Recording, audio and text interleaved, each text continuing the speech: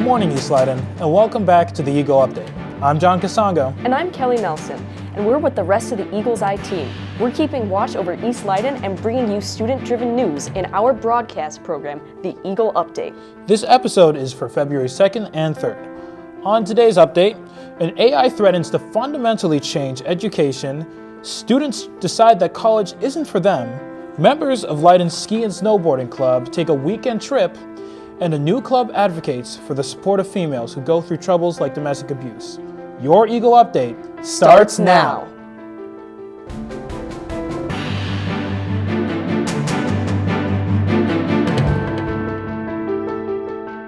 We're doing a drive to collect items to give to people with domestic violence who need to move out and just give them what they need to boost them.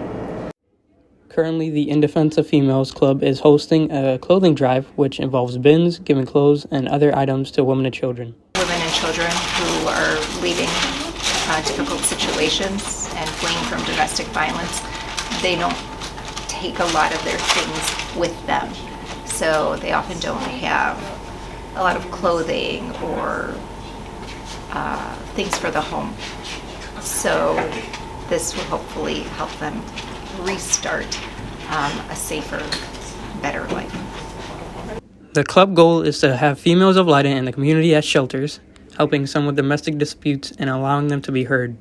All have a say in what we think should happen, so everybody's opinion matters and that everybody can get their point across.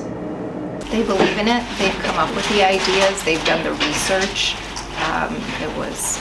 There were a few students in the club that looked up different shelters in the area, and this one is the one that they chose. So because of that, they are motivated because it's what they want to do. They're choosing to do it, and it's meaningful. While students often do research in the club and come up with ideas to help, it can be to raise awareness with fundraisers, doing any kind of art for the club, or do anything to support the club and the others. They are also installing new feminine products in the girls' bathrooms. So one topic that was important was free period products in the girls' bathrooms. And so that was a big push for us. And Dr. Manola came to several of our meetings, which was really great. He's a big supporter of it. And we were able to make that happen in the girls' restrooms. A very open place for people to join and meet others, while allowing lots of creativity and socialization. Thanks for the information, guys. On Monday, January 30th, Leyden hosted its Poetry Out Loud competition. Congratulations to the winner, Magda Lakta. For the next segment, students have recently been on a different path than past generations, with college not always being the option. Let's take a look at what graduates' new pathways out of high school may look like. People grew up thinking that going to college was the only path outside of high school. This is due to schools and parents always bringing up college degrees and scholarships. This makes it very hard for a student who has other plans to be open about not going to college. My plans are to attend trade school and pursue a career in plumbing. My plans right now, I want to pursue a career in trade school. Right now I'm going for either HVAC or welding. My dad kind of liked the idea when I told him, but my mom, she really wasn't on board. She really wanted me to go to college, and she was kind of disappointed to hear that, and kind of tried to steer me away from trade school and wanted me to go to college. At first, they weren't too happy with it. They were really pushing me and wanting me to go to college and apply for scholarships and take the scholarships. But eventually, they got happy with the fact that I am pursuing what I want to do, and they support it. There are many reasons there have been a growing skepticism on college. I think contributing to just decisions to go to college with increasing costs. Colleges are becoming more and more expensive, especially four-year colleges and universities, kind of along with lower graduation rates and kind of the realization that bachelor's degrees don't always lead to immediate employment, make a student a little skeptical about investing in a four-year college. I think students are researching and seeing that there are a lot of paths and a lot of post-secondary training, not necessarily four-year colleges and universities, that will lead them directly to their intended career. The increase in students moving towards more creative paths can actually be seen as a good thing. I think it's a good thing, not the fact that, there's less kids going to college, but more the fact that kids are doing what they really want to do. They're pursuing a career that they would really love, and I think that's like what it's all about, just finding a job and a life that you'll enjoy. But I believe that it's good that kids could really do what they want and not really be held upon what their parents or teachers tell them to do. But I believe it's good that students could chase what they want in their life. I think that the wisest thing that any student can do is really focus on starting with their career choices first. Where do I want to get to? And then researching what paths will get me there. There are a lot of careers that require a college degree if you need a certain type of license or a degree in that area. But if you research the area you want to get into and it doesn't require a four-year college degree, I think it's a really wise decision to figure out what training do I need, what training can I do now to get there as quickly as possible and as cost-effective as possible. This is Demarion Williams with the Eagle Update. Great segment, guys. This week, Friday, February the 3rd, there will be a home boys basketball game at 6 p.m. in the East Leyden Fieldhouse. Make sure to stop by and support your Leyden Eagles.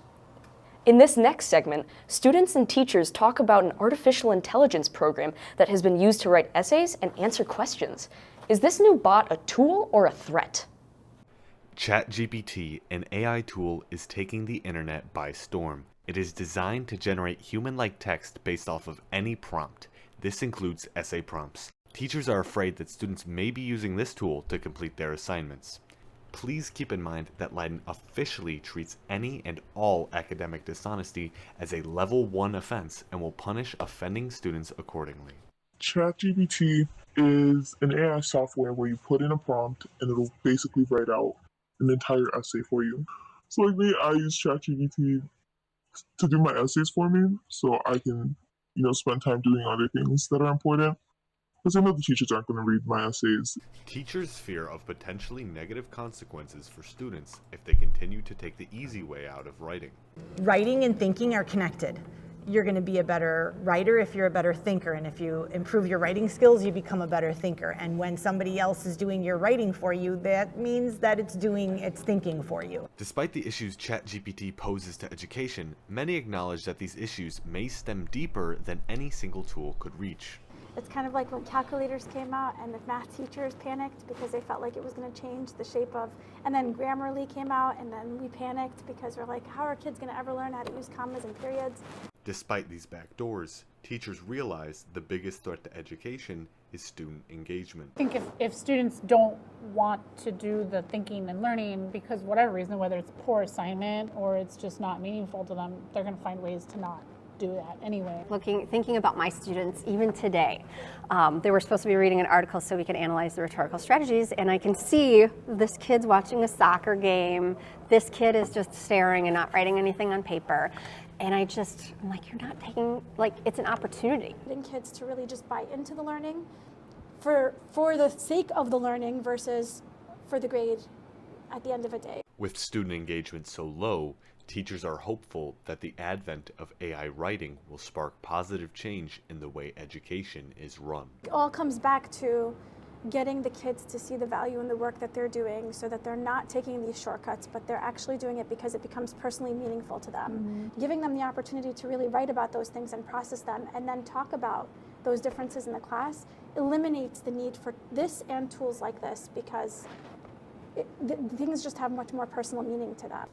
The girls' gymnastic team has regionals coming up. With many great members, the team has had a strong year and has the potential to win big at the events. Come support your Leyden Eagles on Thursday, February 1st at West Leyden.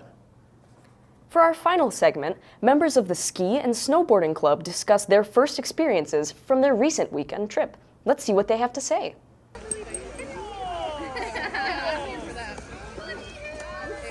To kick off the new year, the Ski and Snowboarding Club just had their first trip to the slopes. They went to Little Switzerland in Slinger, Wisconsin. There were many students that went from both campuses and many of whom have never tried skiing or snowboarding. Like over half of our students here today are new skiers and snowboarders. So just getting the experience and exposure to a sport that they may not have tried without the club. And that's how I started skiing, by being a club member. As you heard, you don't need any experience to join the club. We talked to one of the members about her thoughts on why she joined this club. What made me want to try ski club is my brother. My brother really got into it before he graduated from Leyden, so I wanted to test it all out myself. I was a little nervous just because this is my first time, but I'm getting good at it, so. I'm excited to learn how to actually do it. This is my first time, so I'm hoping I do good and I'm a pro by the next time. Skiing and snowboarding for the first time could be scary, but it is also a lot of fun. Here is some advice for new skiers and snowboarders that Mr. Liu, who has a lot of experience, and Lena, who is her first time, would give. First time skiers and snowboarders, don't be afraid to fall. I think come prepared for the weather, dress warm or dress appropriately. I always tell people that you can always take off extra layers, but you can't put on stuff that you don't have. So come prepared, but be open-minded and have fun. I would tell them to just take the lesson. It may seem embarrassing at first, but it honestly does help. And it's not a big deal. Everyone's falling here and there, so you'll get used to it. It's never too late to learn how to ski or snowboard. Their next upcoming field trip is on February 11th. If you're interested or have any questions, contact Mr. Liu, and remember, don't be afraid to fall. For the Eagle Update, this is Liliana Perez signing off. That's all the news we have time for today, East Leyden. The Eagle Update will be back soon with even more coverage of the events and issues that matter to students. Until then, remember to check your email for the Daily Bulletin, which has news on club meetings, tryouts, and other events here at school. To share your story ideas or get involved in our work, connect with us on social media at EaglesEye212 or email the address on the screen. For the Eagle Update, this is John Casongo and Kelly Nelson signing off.